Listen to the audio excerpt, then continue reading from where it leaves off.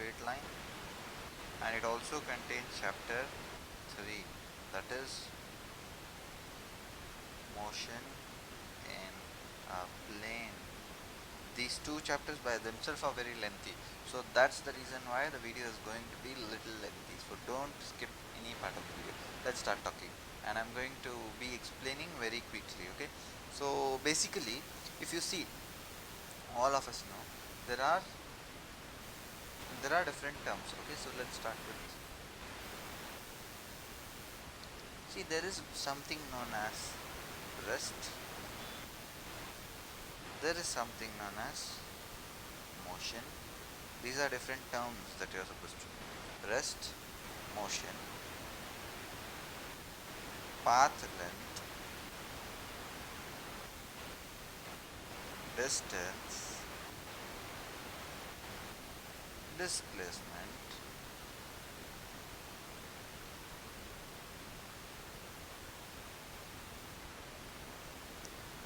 speed, velocity, and acceleration. These are some of the important terms. Now let's talk about it. If an object, basically imagine I have a car, for example. Okay, imagine I have a car, for example. So if this car is not changing its position with respect to time, the time is getting passed, but the car is not changing its position. That's the meaning. Okay, so let me just draw roughly a road for you.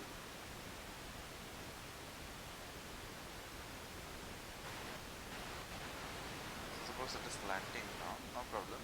So basically here, if I talk about, this is my position, the car is standing, see here there is my home. My house is here. This is my house. This is my house. My car is standing right in front of the house. So at a distance of, suppose the car is standing 3 meters away from my house. Okay, so to draw that, how far it has gone, better I will represent it like this. This is 0 meter, this is 1 meter, this is 2 meter, and the car is exactly present on 3 meter away from my house. And 4 meter, 5 meter, 6 meter, 7 meter, 8 meter. If the car comes here, the car will be 8 meters. Okay, if the car comes here, the car will be 8 meters. So now the question is, suppose the car is right now just standing here.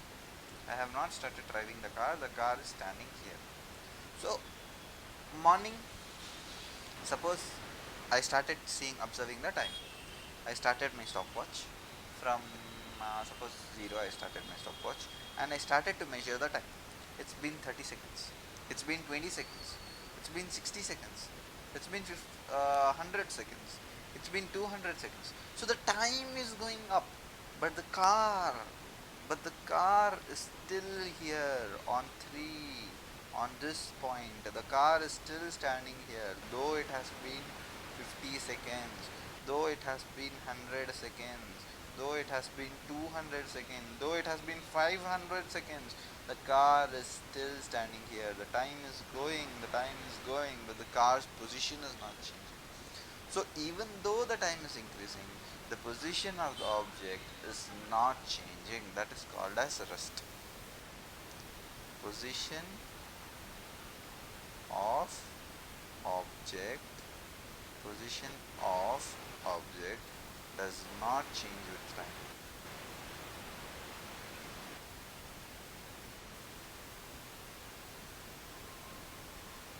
That is known as rest.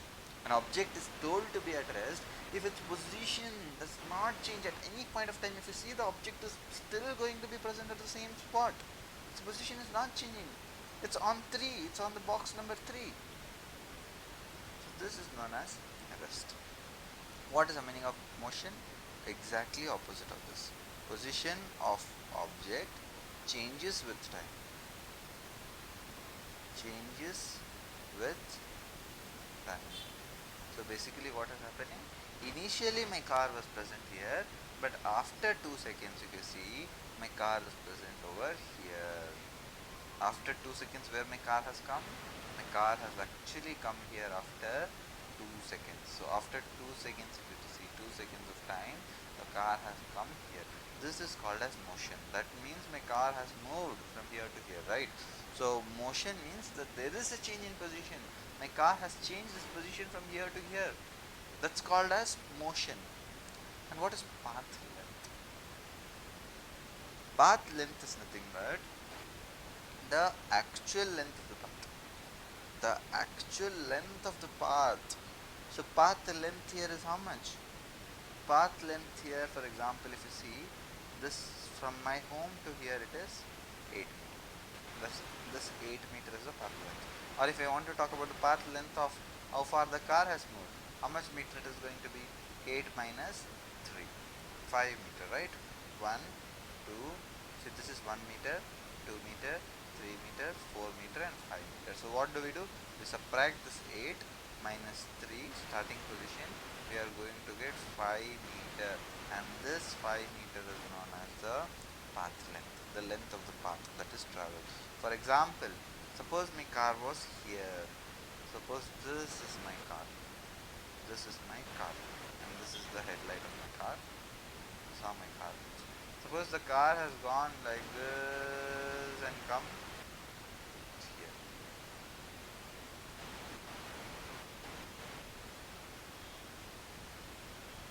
Suppose my car has come here. So if I measure this length of this path, suppose it is 1 kilometer. The length of this path is 1 kilometers. That is known as path length. That is known as path length. Okay.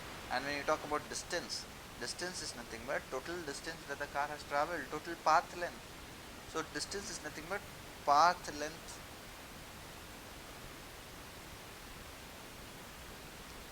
actual path length. Actual path length that the object has traveled, that is known as distance. Here the distance is 8 meter. Here the distance is from here to here the object has come. So this is the total distance, the length of that distance. This total distance, right? So that is distance. Here the distance is 5 meter. 5 meter. Okay. Now let's talk about displacement. What's displacement?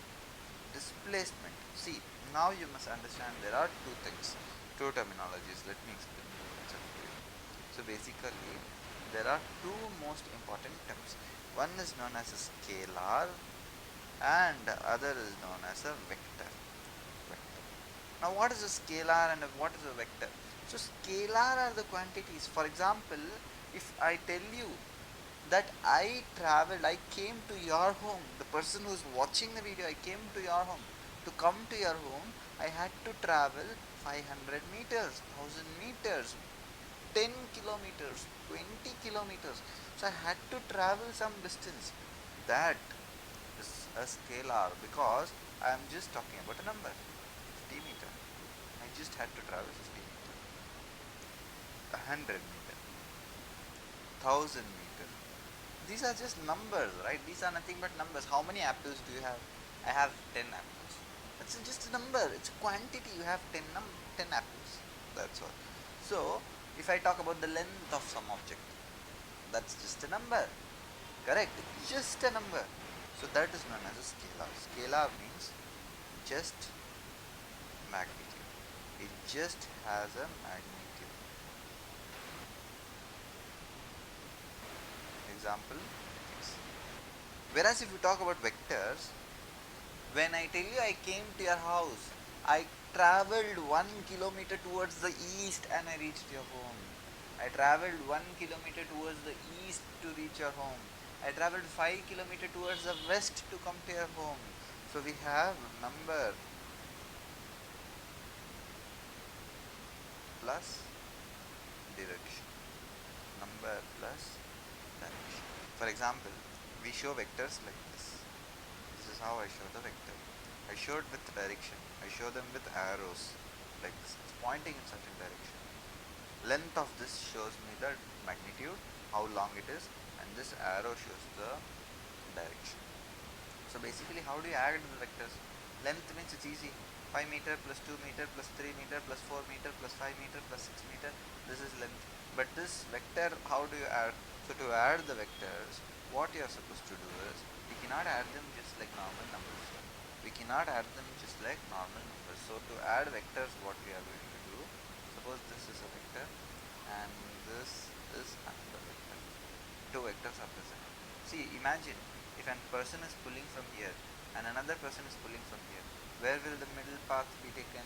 The object will go towards the middle, right? So the object is going to go towards the middle. That's what is going to happen. So that is called as vector.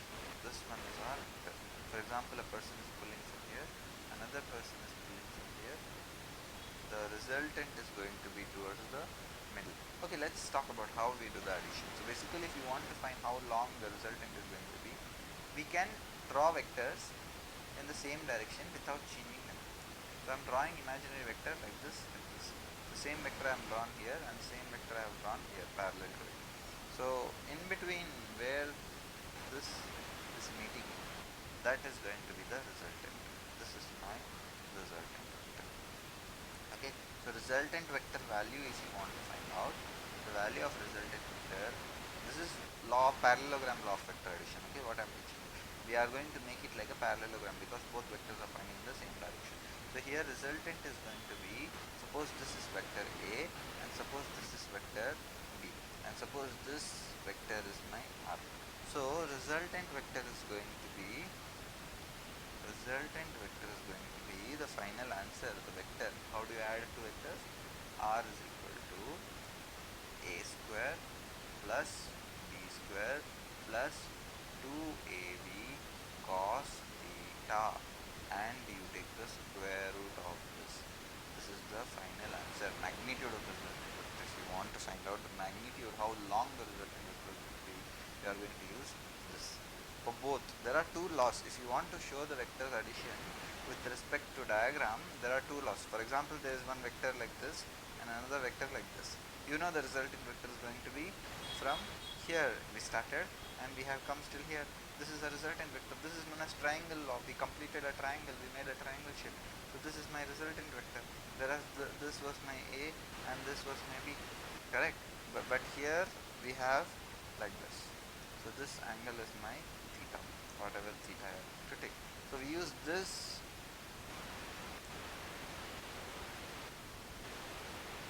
So basically we are going to use this formula to find the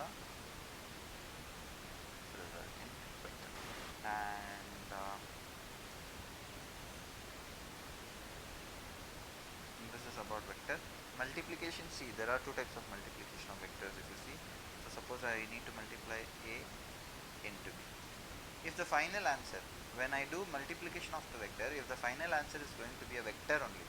See, when you multiply or divide two vectors, the final answer can be a vector or it can be a scalar. The direction can get cancelled by multiplying them, or the direction can be left out. That is known as this is known as vector product. So what you do, AB sin theta, cross product. If the final answer is a vector, it is known as AB sin theta and it is going to have a direction. But if you talk about dot product, if the final answer after the two vectors multiplication, if the final answer is a scalar, that's known as a cross product. So AB cos theta. This is not going to have a direction. When you multiply two vectors, when you are going to multiply two vectors and the final answer is going to be a vector, vector into vector is a vector. This is known as sin theta. Vector into vector is sin theta. And vector into vector when you multiply and when you get a scalar quantity, that is cos theta. That is cos theta. So this is multiplication. This is known as a vector product and this is known as a scalar product. Since here we are representing with a dot, this is also known as dot product and this is also known as a cross product. We are going to represent this by a cross symbol. We are going to represent this by a dot symbol. Okay. So this is basics about vectors. Again, about vectors I can make an entire class, that will not be sufficient. We require a lot of time to sit and teach the vectors. But these are the main concepts about vectors. Okay. If you want to show the address of the vector, see, either we can represent it by angle. Either we can represent them by angle. So vectors are present at what angle the vectors present, from horizontally or not, or we can represent the vector x value, y value and z value. How much you are supposed to travel in x-axis, how much you are supposed to travel in y-axis, and how much you are supposed to travel in the third dimension. So that's why this vector address, the address of this vector can be written in the form of x I cap plus y j cap plus z k cap. So I cap means x value, how much you traveled in x direction, that is represented by I cap. J cap means how much you have traveled in y direction, and z direction how much you have traveled, that is called as z cap. So this is my vector A. Any vector can be represented in this form. Okay, so that is about the vectors. So there are scalars and vectors, you understood. So distance is a scalar, because when you talk about distance, we don't specify the direction or we don't use arrows there. So that is known as distance. Distance is going to be our scalar quantity. This is a scalar. But when you talk about displacement, displacement is a vector, and displacement talks about the shortest distance, where my car has traveled. My car was present initially here, now my car is present here. So the car has traveled like this. From here the car has come here, downward. I am specifying the direction. Suppose this is the minus x-axis, it has traveled on the x-axis directly downward. So I am specifying the direction. Okay, so that is known as a vector. Either I can represent it by plus and minus sign. If it is going the right side, I will consider it plus. If the car is going left side, I will consider it minus. So it's your choice. Vector, you don't always have to represent it with the direction. Suppose the car has moved right, I will represent this right side with positive because there is only one dimension, and left side with negative, because here I am showing only one dimension. But here, since it is traveling in two dimension, we are supposed to use like this arrows. Okay, we cannot use just plus and minus sign to represent the direction. So displacement is the shortest distance, or see, this is the entire distance I travelled, but the shortest path I could have taken is like this straight line. But the actual path length is known as distance, and the shortest path length is known as displacement. But there is a problem here. See, it's not exactly the shortest path. If you want to, it's the shortest path actually, but let me just explain. The actual definition of displacement is initial position to final position where the object has come. That representing that change in position with an arrow, straight arrow, is known as displacement. Okay, so speed is actual distance what you have traveled divided by the time taken, how fast your distance is changing. Okay, in every second how much you are moving. In every second, suppose I am going 5 meter every second my distance is changing by 5 meter, that is called a speed. Every second my distance is changing by 5 seconds. See, first I travel 5 meter, then I travel 5 meter, then I travel 5 meter, then I travel 5 meter. In every second I am traveling 5 meter. So my speed is 5 meter per second. But how fast my displacement is changing? My displacement is changing only 2 meters in every second. So though I have traveled this much, my displacement would have come from here to here. So displacement is changing 2 meter per second. So that is my velocity. So displacement per time, when you divide the total displacement taken by total time traveled, that is called as, so again I am going to represent it, show you here clearly. Speed is nothing but distance by time. Total distance you have traveled by total time you have taken. This is also known as average speed. Suppose I travel 10 kilometers and I travel those 10 kilometers in, or not 10 kilometers, suppose I travel 100 meter. 100 meter I traveled in 10 seconds. So 100 by 10, 100 meter in 10 seconds. So 100 divided by 10. So total whatever distance I have traveled here, what is the total distance I traveled? My final position is 8, my initial position is 3, so total distance I traveled is 5, and supposed to travel this 5 meter, I took 2.5 seconds. So 5 meter divided by 2.5 second will give me 2 meter per second is my speed. So like that. So speed is nothing but total distance by total time taken. This is average speed. Average, if you want to find approximately what is my speed, the average speed that I have traveled, is nothing but total distance that I traveled by total time that I have taken. Actual formula, if you want to remember distance speed formula, just remember it's nothing but distance by distance over time, or distance divided by time. Now let's talk about the instantaneous, because Average means it's not important that my speed is always constant, right? Always I have been traveling at 2 meter per second, that's not important. Every second my distance changed by 2 meter, is that going to be the case? Because I started from 0. Initially my speed was changing, initially my distance was changing by 1 meter per second, and later it is changing by 2 meter. I travel 2 meters in 1 second. Initially I travel 1 meter in 2 seconds, next I travel 2 meter in 1 second, next I travel 3 meter in 1 second. But average, if you have taken from initial to starting position, total time that I have taken, that is going to be 60. For example, suppose I am going in a bike to my college or to my school, somewhere I am going. So when I am going somewhere to my college, if I am going, for example, if I go to my college, I am going, suppose 10 kilometers. I need to travel 10 kilometers to my college.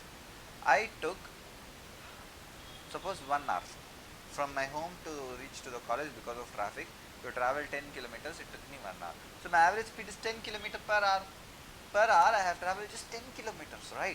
So that's the average speed. But do you think I have been traveling at the same speed continuously? There are chances when I travel faster. There are times when I travel slower. When there was traffic, I traveled very slow. When there was no traffic, I traveled fast.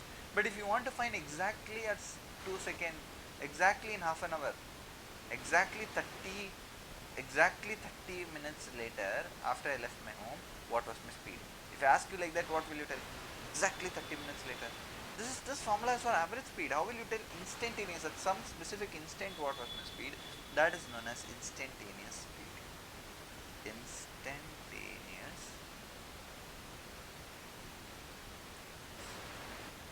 So instantaneous speed is nothing but change in distance or differentiate. Differentiate distance. This is distance. Okay, x I am representing a distance over time. Differentiate distance over time. This is known as instantaneous speed.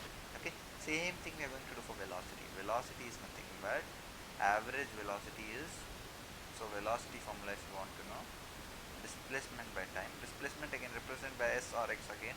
I am representing here by s, and we show vectors by an arrow because velocity is a vector. I am showing it like that.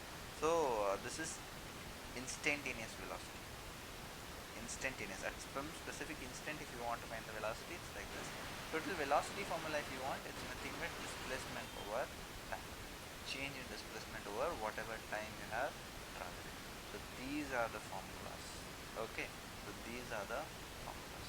So when you differentiate the velocity, this is also vector, so I am representing my arrow. So when you differentiate the displacement vector with time, you are going to get velocity.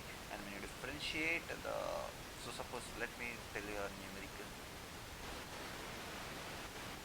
Let's do a small question so that you will be able to understand better. So suppose an object travels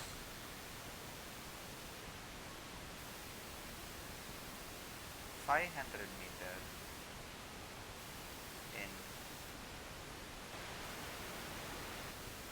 30 seconds. Find its velocity. What will be its velocity? This is displacement. Okay, this is displacement. I have not mentioned distance, but this is displacement. So 500 divided by 30. If you do it, what do you get? So 50 over 3. 3 ones are 3.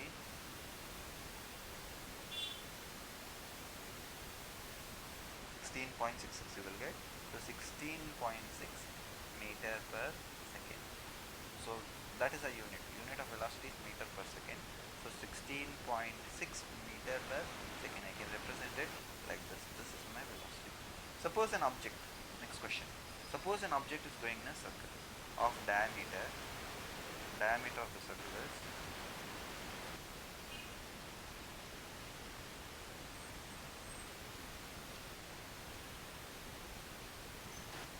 100 meters, or let's write diameter of the circle is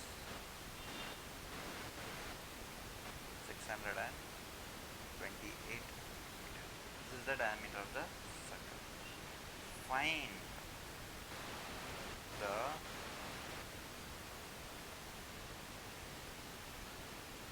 distance and displacement. Distance distance and displacement when the object has gone in half circle. The object has traveled half circle. Okay, it has come from here to here. What is the distance and displacement going to be? Diameter is 6.28. That means the object's displacement is 6.28 because the object has come from here to here. That's what is the displacement, right? So displacement is going to be 628 meter, not 6.628 meter. What is the distance here? Distance is this actual path it has taken. Actually it has gone in circle. So this circumference, this is known as circumference, right? Half of the circumference, that is known as displacement. So that is known as distance. So let's find distance now. Distance is going to be 2 pi r. Okay, and half of this because it's doing a half circle. So displacement distance is going to be 2 pi r by 2, which is nothing but pi r. 2 gets cancelled. So from here if you find out pi r, pi value is 3.14 or 22 by 7. 22 by 7 into 628 divided by 2. Why we are dividing in by 2? Because we need to convert this diameter to radius. So 2 11s are, you get 11 divided by 11 into 628 by 7. Here also it can get cancelled. 7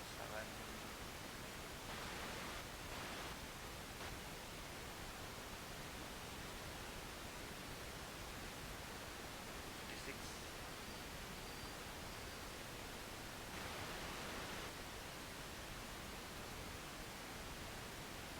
89 point something into 11. Okay, so this is what you are going to get. No problem, you can just simplify it, you can just solve it.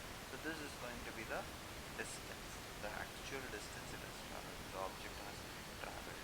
Okay, so this is how you find the distance and displacement. Now suppose the object took 10 seconds to do this. The object took 10 seconds to do it. How will you find the speed? Speed will be this divided by 10 again, which is going to be 11 into 628 divided by 7 into 10. This is going to be the speed. And if I ask you displacement, how will you find out? Displacement, if you need to find out, 628 by 10, which is 62.8 meter per second. This is going to be the velocity. Velocity is this much. Speed is going to be this much. Now suppose I told you about instantaneous velocity and speed. So suppose I gave you an equation of displacement. How the object is changing, how the object's displacement is changing. So suppose in 1 second it's changing by t square. Okay, the object's displacement is changing t square. Find the velocity in 10th second. How do you find it? So if you want to find the velocity in 10th second, this is displacement equation. It is going to give you the displacement at 10 seconds. But if you want to find the velocity at 10th second, you are supposed to differentiate this equation, because you know ds by dt is equal to velocity, and differentiation of t square is t square is there here, right? So 2 will come in the front. So 2t square was there, you are supposed to subtract 1 from this. Okay, put this on the front and subtract 1 from it. That's how you differentiate any equation. So 2t is my differentiation. So velocity is going to be 2t. This is my velocity equation. Now because they asked me 10th second, I am going to put in the place of t 10. So I am going to get 20 meter per second. This is the velocity. So this is how you are going to do questions when you are going to get from this. Next, acceleration. Acceleration is nothing but change in velocity over time. Acceleration is nothing but change in velocity over time. Acceleration is nothing but velocity by time, or from here velocity over time. That is the definition. How the velocity changing with time, that is known as acceleration, or this is also vector. And how the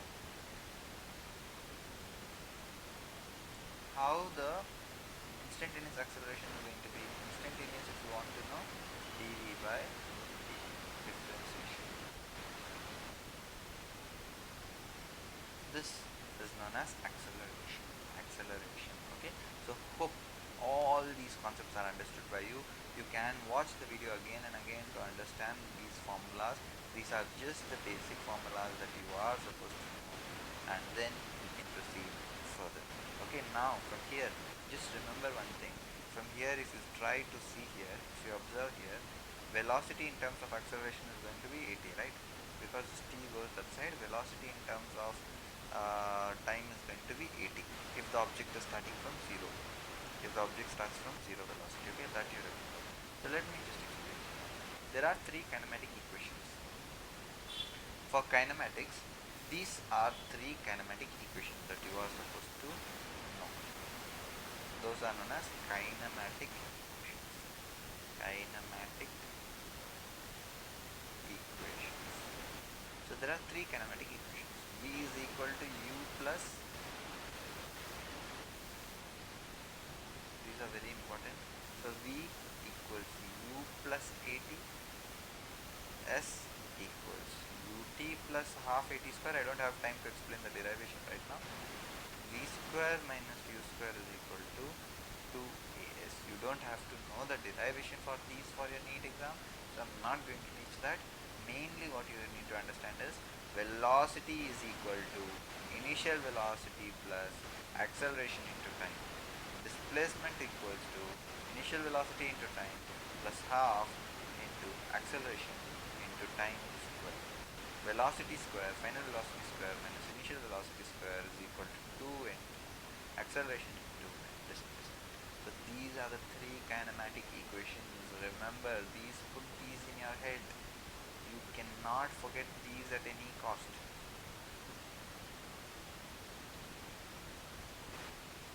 You cannot forget these at any cost. Okay, these are your three kinematic equations. Now how do you solve questions of these? If the object velocity is given, they are asking a final velocity is given, they are telling you to find initial velocity if the acceleration time is given. So that's how they will give you one term and they will tell you to find the other term. That's how basically questions are going to be from this. An object is falling. Under gravity also we can use these concepts. Now remember here one thing. You are supposed to take one direction as positive. Suppose I am taking right side as positive, then whatever lies on the left side will be negative. Suppose I am taking the up to be positive, then whatever lies below will be negative. For example, I am throwing in ball upward. So if I throw a ball upward, my velocity is going to be positive. Initial velocity is going to be positive, but my gravity, acceleration due to gravity will be minus g, because gravity is acting in the opposite direction. Correct? So whatever is acting, and the ball has come here. Suppose the ball started from here and the ball has come here. So my S displacement is also going to be positive. But if the ball has come here, the ball has landed from here, gone like this and come here, then the displacement is also going to be negative. Acceleration due to gravity is also negative and displacement is also negative. Only initial velocity is positive, it is acting upward. So you take any direction. If you are taking downward as positive, these two as positive, then this will be a negative value because that is acting in the different direction. So that is how you are going to use the values. And acceleration due to gravity is represented by g. Whenever an object is falling under gravity, acceleration of g acts on it, which is equal to 9.8 meter per second. For solving your NEET questions, you can take it roughly to 10 meter per second. Roughly you can equate this 9.8 to 10 meter per second so that you can solve the questions quicker. Okay, so now let's see few questions from this. So how will you do? So suppose you have a ball. Suppose you have a ball which is thrown upward with velocity of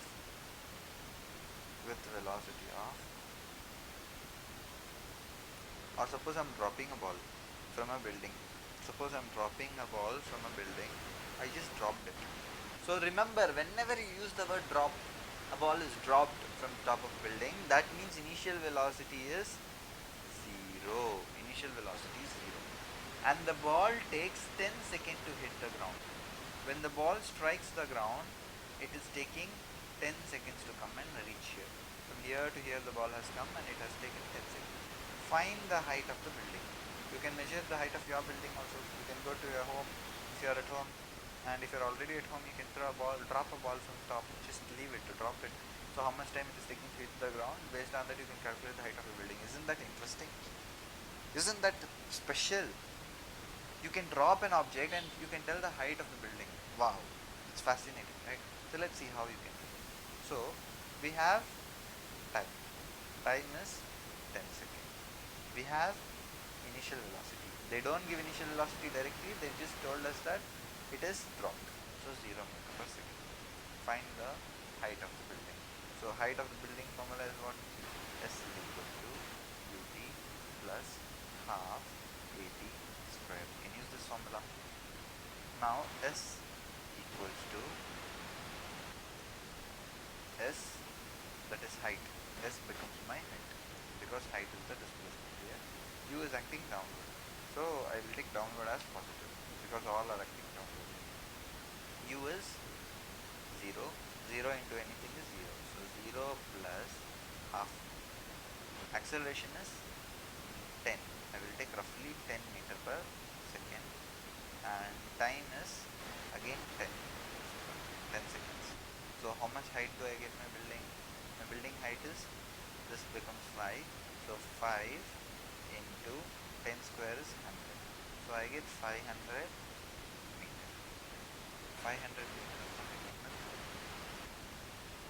Acceleration, remember, V is 10 meter per second square. The unit of acceleration is meter per second. Now with what velocity the ball is going to hit below? With what velocity is the ball going to hit the ground below? When it is falling on the ground, with what velocity it is going to hit? So final velocity I am asking.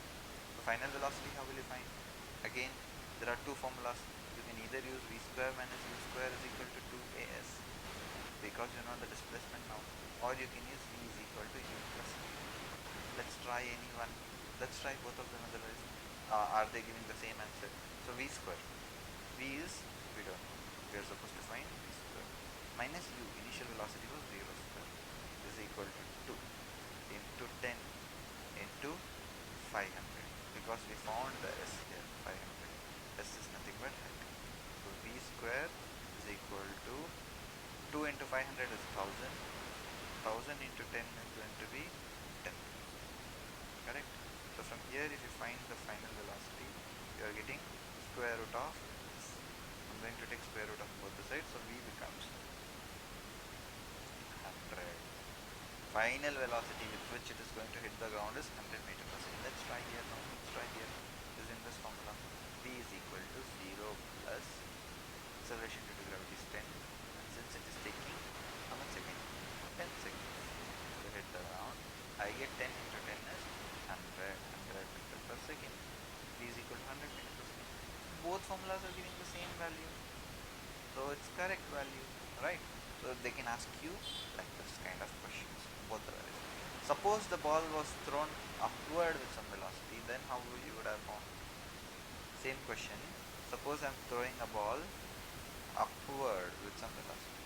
Suppose I am throwing this ball upward with 20 meter per second velocity. Now find the height of the building. Now what will you do? Again same thing, again same thing. Now what you are going to do? S is equal to ut plus half at square. But now the only difference is, now the ball is taking again, suppose the ball is taking 10 seconds to hit the ground. The ball will take 10 seconds to come and land again. So now what do you do? Height is equal to, now there is a problem. Now h is downward, gravity is downward, so let's take downward as positive. So u is going to be negative, minus 20 into 10, because there is an initial velocity. I am not dropping it, I am throwing it upward. So I took upward as negative. I considered upward as negative, okay, upward is negative, plus half into acceleration due to gravity is 10, time is again 5 square. So what do you get here? Minus 200 plus, this becomes 500. So height of the building now is 500 minus 200, which is 300 meter. 300 meter. That's how you do. That's how you find. Okay. So hope these concepts are clear. Final velocity and initial velocity. Now, in three-dimensional motion, when you talk about three-dimensional motion, Whenever you talk about motion in a plane, the object is traveling in two dimensions, not three dimensions. Object is covering two dimensions. Basically, for example, if you see here, I'm taking a ball and I'm throwing it like this. So the ball goes, suppose I take a ball and I throw it like this. So the ball is going to go like this. This shape is known as a projectile. This shape is known as a projectile. This shape is known as a projectile. So then how will you find how far the ball has gone? This is known as range. How high the ball has gone, that is known as maximum, which means how much time the ball is taking to hit here, that is known as time of flight. This is known as time of flight. Okay, so in such questions what we are supposed to do, we are going to see the terms, everything separately. Okay, so the ball, though the ball is thrown like this, we are going to treat the x and y axis separately. X axis is this side, y axis is this side, and it is making an angle theta here. So this is known as u cos theta. This is known as u sin theta. Opposite side is called as u sin theta, and adjacent side is known as cos theta, because cos theta is adjacent by hypotenuse. Opposite is sin theta is equal to opposite by hypotenuse, and adjacent side is cos theta is adjacent by hypotenuse. So hypotenuse times cos theta will give me the adjacent side. So this is what is going to be there. So initial velocity, I broke it into two components. Now who is responsible for this to go front? Who is responsible for the object to go front? Range. If I want to find the range, if I am supposed to find the range will be equal to u cos theta only is making it to go front, right? So u cos theta, and for how much time it has travelled into t. So here time period is capital T. U cos theta into time of flight, how long it was in the air. These both if you multiply, you will get the range. Correct? These both if you multiply, you are going to get the range. Whereas if you want to find the time period formula is what? What is time period formula? V is equal to u plus at. From here we are going to separate v minus u by a is equal to t, right? So here final velocity is 0. The object is going up like this and it is falling like this. That's what it is doing. The object goes like this up, it is stationary here for some time, velocity is 0 here. So initial velocity is going to be 0. So v by g, or initial velocity by g. Final velocity is 0. So minus u by g, or u by g. So time period for half motion, for half of the motion, for going just till here, for coming still here, it is going to take a time period of u sin theta, because u sin theta is the upward component. We are not talking about uy, we are talking about y axis. U sin theta by g. This is time period for half motion. So for full motion how much it is going to be? 2u sin theta by g. This is the time period formula. This is the time period formula. This is the time period formula. So you can substitute this time period formula here in this equation, and you can solve the equation. And for this one, for height, maximum height, you can use the formula v square minus u square is equal to 2as. So s is nothing but the height, so divided by 2g. This is the h max. Okay, so final velocity is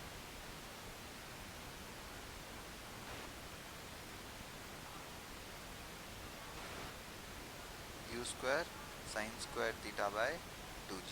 This is the formula, because final velocity it's going up, it becomes 0. U square sin square theta by 2g. This is my h max. This is going to be my maximum height. So there are three formulas here. You are supposed to remember these three formulas. One is range. We have derived it using u cos theta into time. Remember this. Remember time period formula, and also remember h max formula. These three formulas you are supposed to remember. You don't need the formulas. I will just show you the questions right now. If you see the questions, you will be able to understand that you don't require the formula. See, suppose I am throwing a ball. Suppose I am throwing a ball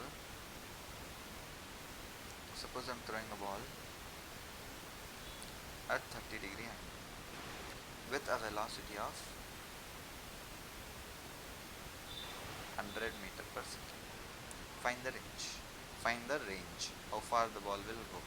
Find the time period. All this we are supposed to find. So whenever they give you such question, the first step is use the time period. Find the time period. So time period will be what? Remember, time is going to be the first step. First step is split this into two components. Split this into x and y component. So this is going to be the cos 30. Correct? So 100 cos 30. 100 cos 30 is how much? Cos 30 is root 3 by 2. And sin 30 is 100 into half. So 100 into half is 50. This is going to be 50. And this side it is going to be 50 root 3. So my upward velocity is how much? 50. This is 50, right? I am going to take this component of velocity 50 meter per second and divide by time. That's all. Divide it by time. Divide the upward velocity by time. That's all. Not time, sorry. Divide it by g. Divide the upward velocity by g, acceleration due to gravity. So what do you get? 5 seconds. This is half time. This is known as half time. Half time of flight. And full time of flight if you want to find, 5 seconds into 2. This is going to give 10 seconds. So my time of flight is 10 seconds. Now I am supposed to find the range. Multiply this component 50 root 3. Range is equal to 50 root 3 into 10, which is going to be 500 root 3. 500 root 3 meter. That's my range. H max if I want to find out, H max is equal to take the square of this 50 square, take the square of this upward component. That's the formula, right? You can clearly see here. Upward component square divided by 20. 50 square divided by 20 because 2g.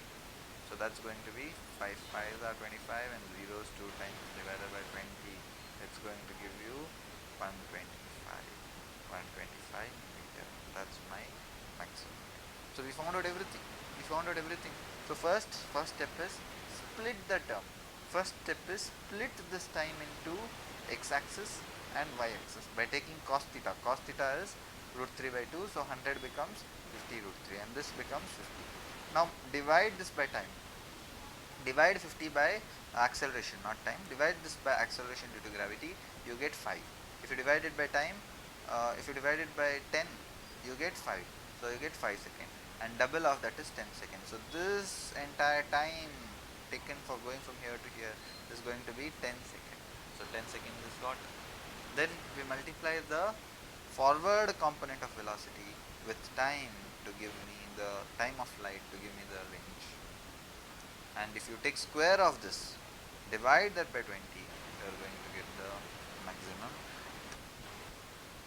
Now these kind of questions can be done from top of a building. Suppose I am throwing something from top of a building and the object is coming here. Then what will you do? Then you are supposed to find the time same way. How did you derive the time equation here? V minus V is equal to U plus AT. You can use this formula, or you can use S is equal to UT plus half AT square and find the time. They will give you the height of the building. They will give you the height of building. Use that height of the building in S. Suppose 500 is given. 500 is the 500 meter is the height of the building. So 500 is equal to UT plus half AT square. From here find the T, because you know the initial velocity. The top component will be the initial velocity and it will be with a minus sign. Okay, so find this initial velocity top component and find the final time. So you can find the time. Once you know the time, you can easily find the range. You can find the range, you can find the maximum height. What is the maximum height it is going from here to here, how high it will go. Find that. So you can find all the kind of things using such equation. Now there is something also known as relative velocity.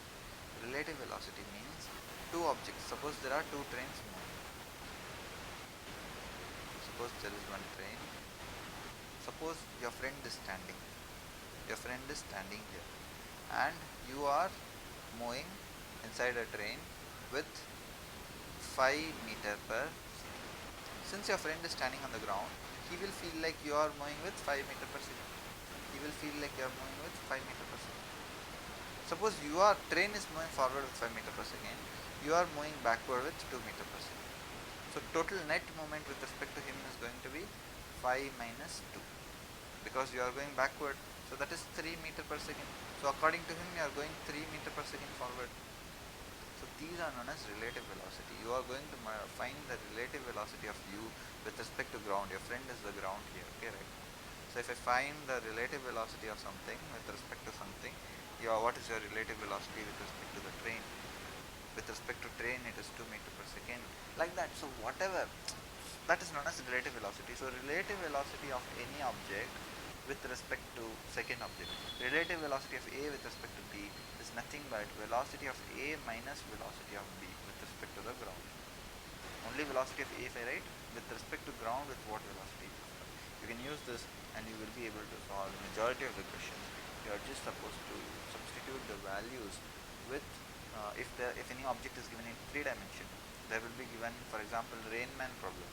A person, rain is falling on him and the person is running. Rain is falling horizontally, for example. Rain is falling horizontally and the person is running towards this side. What is the net resultant velocity? So you are going to take your velocity, rain velocity, total vector you are going to take. Which side he is going to experience the rain? He is going to experience the rain this side. So this velocity is here, this velocity is here. You are going to experience the rain hitting you from this side behind. So this you can find resultant. You know this, you know this. You can find the resultant of these two vectors. Since rain is downward, you are running this side. So just put the vectors like this. So the resultant is going to be this side. So which side you are going to catch the umbrella? You are going to catch the umbrella like this. So they can ask you questions. So this is all about vectors you are supposed to. These cover the majority of the important concepts from kinematics. Hope you watched the video till here and you enjoyed the video, and do hit subscribe to the channel and practice a lot of questions, because more than watching videos, the goal is you must solve the questions so that you master the topics, because there are a lot of YouTubers, there are a lot of videos that you can find online. They are not going to help you. They are going to be of no help to you until you solve questions on your own, because NEET is your exam. You are supposed to solve the questions. So after watching this video, go and try the questions. You might have lot of books which are having questions with solutions, and if you want them, if you want me to give them with solutions, make sure you comment down below, because without comment I am not going to give you. If you ask comment, then I will realize people who are serious. If you comment down below on the video, I will give you the link to the PDF. You can download the PDF and you can practice the questions from these chapters. So thank you very much, and